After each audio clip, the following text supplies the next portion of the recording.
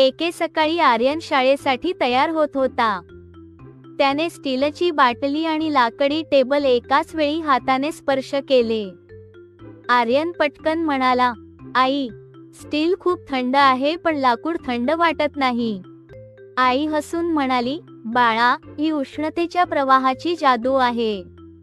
आर्यन, उष्णतेचा प्रवाह म्हणजे काय आई? आई म्हणाली, आपल्या हातात नेहमी उष्णता असते. आपण एखादी वस्तू स्पर्श केली की उष्णता आपल्या हातातून त्या वस्तूकडे जाते. आर्यन, मग स्टील जास्त थंड का वाटते? आई म्हणाली, कारण धातू उष्णता खूप वेगाने खेचतो तर लाकूड उष्णता हळू घेतं. आर्यन, म्हणजे स्टील माझ्या हातातील उष्णता पटकन घेतं का? आई म्हणाली, अगदी बरोबर.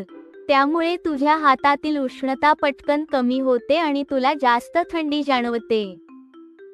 आई पुढे म्हणाली, धातूंना गुड कंडक्टर म्हणतात कारण ते उष्णता पटकन वाहून नेतात.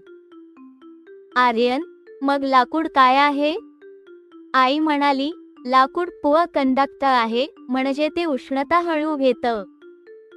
आईने उदाहरण दिलं, म्हणूनच हिवाळ्यात स्टीलचा चमचा खूप थंड वाटतो पण लाकडी चमचा तितका थंड वाटत नाही. आर्यन आनंदाने म्हणाला, म्हणजे धातू खरे तर थंड नसतो, तो फक्त माझी उष्णता पटकन घेतो. आई हसून म्हणाली, हो बाळा, म्हणूनच धातू लाकडापेक्षा जास्त थंड वाटतो. त्या दिवशी आर्यनला हीट ट्रान्सफर आणि कंडक्टर्सची मजेदार गोष्ट समजली. जर कथा आवडत असेल तर लाईक, कमेंट, शेअर करा, सबस्क्राईब करा आणि नवीन कथा मिळवण्यासाठी बेल आयकॉन प्रेस करा.